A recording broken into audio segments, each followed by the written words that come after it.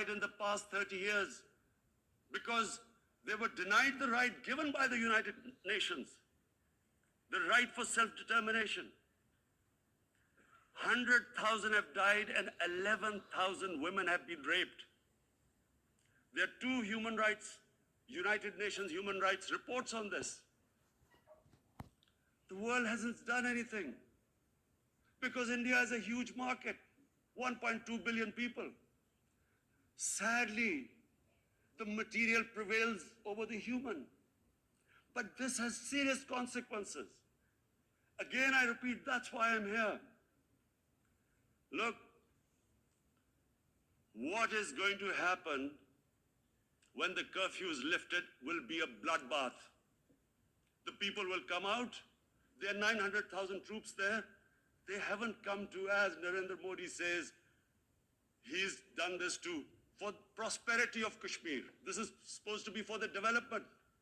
These 900,000 troops, what are they going to do when they come out? There'll be a bloodbath. Has he thought it through what happens then? Mr. President, has anyone thought that what happens when there is a bloodbath? What do you think the impact will have on people of Kashmir? What do you think they will think? The way they have been boxed in their houses, treated like worse than animals, no rights. Thousands of all the political leadership has been arrested, taken out of Kashmir. Even those Kashmiri leaders who were pro-India have been taken out. 13,000 boys have been picked up and taken to God knows which destinations. So what do they think?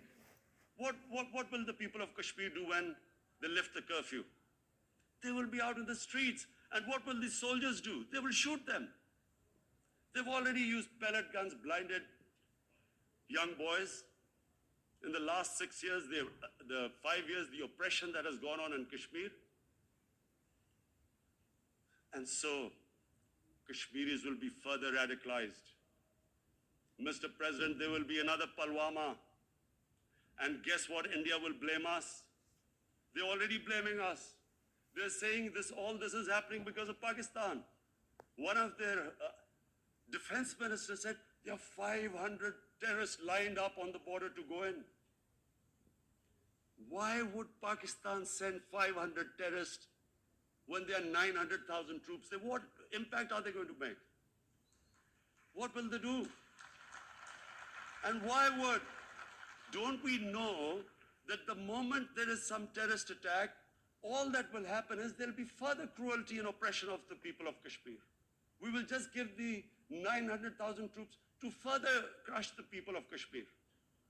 And then we'll give the Indian government an excuse that, look, Pakistan is a terrorist state, and this mantra that has gone on, Islamic terrorism.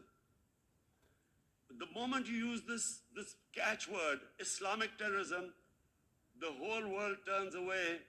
No one talks about human rights. You can do whatever you want, which is what has happened in Kashmir, because they keep using this word, Islamic terrorism. And this is what they're doing right now. What do we benefit from further increasing the cruelty on the people of Kashmir? And why would we want this? But there is no other narrative left for India. As when they lift the curfew, whatever happens, Pakistan will be blamed, and there is always a danger of another Pulwama. They might come and bomb us again, and then another cycle might start. And what does Narendra Modi think that 180 million Muslims of India are thinking right now? Aren't they watching these Kashmiris stuck inside for 55 days they've been stuck in? Aren't they watching? What do you think? Don't you think that the Muslims will be radicalized in India? And I'm talking about 180 million people. And when they get radicalized, there will be some incident in India somewhere down the line. Again, we will be blamed. And Warning you right now, again we will be blamed. And Mr. President, what about 1.3 billion Muslims who are watching this? And they know that it is only happening in Kashmir because they're Kashmiri Muslims. This is not happening to Kashmiri Hindus. They know that this is happening because of their religion. So what do you think they will be thinking? What do you think the Jewish community would think if they were, forget 8,000 Jews stuck like this? What do you think Europeans would think? What do we think? I mean, any human community, if their members are stuck like that, what do you think they will think? Are we a children of a lesser God? Is it not going to cause us pain? And then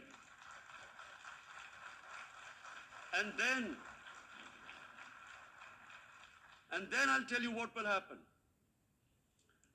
People will, in the 1.3 billion Muslims, someone will pick up arms.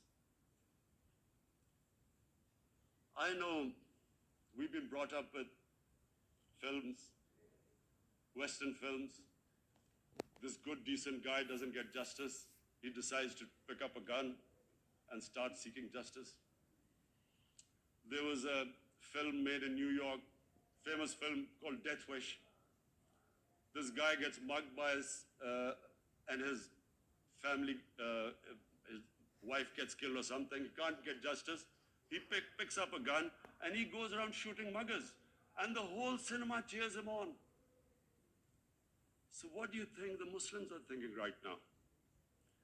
If there is a bloodbath, there will be Muslims becoming radicals, not because of Islam, but because of what they will see, that there's no justice when it comes to Muslims. There were Rohingya Muslims, Myanmar, who are, God knows, almost 1 million people out, ethnic cleansing. What was the response of the world community? So what do you think will be the response of 1.3 billion Muslims? I picture myself. I'm in Kashmir. I've been locked up for 55 days.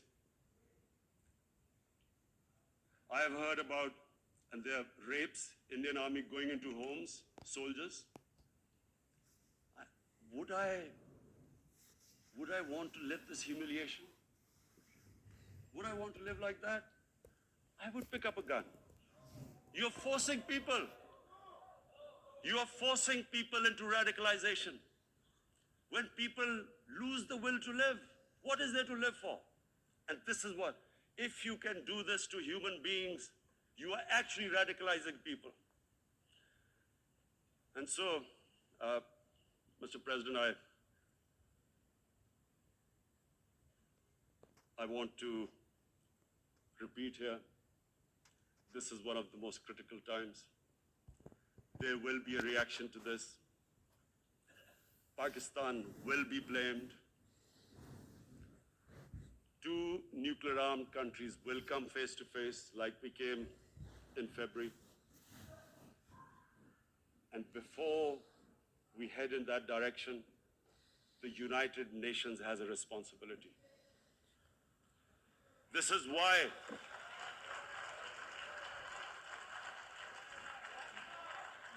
why the United Nations came into being in 1945. You were supposed to stop this happening. I feel we are back to 1939. Munich, Czechoslovakia has been taken, annexed. What is the world community going to do? Is it going to appease a market of 1.2 billion, or is it going to stand up for justice and humanity?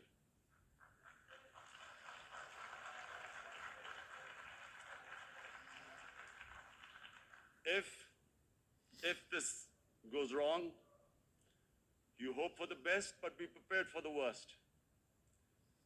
If a conventional war starts between the 2 countries,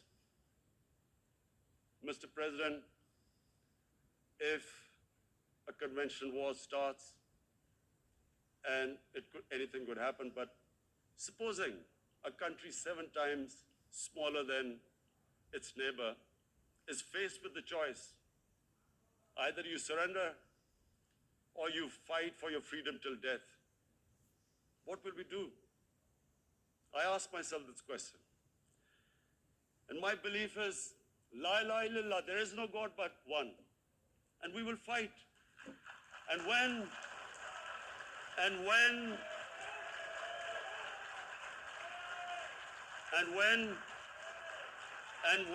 a nuclear-armed country fights to the end, it will have consequences far beyond the borders. It will have consequences for the world, which is why I repeat I'm here. Because I'm warning you, it's not a threat. It's a fair worry that where are we headed? And I've come here to tell the UN, you've got to, this is a test for the United Nations.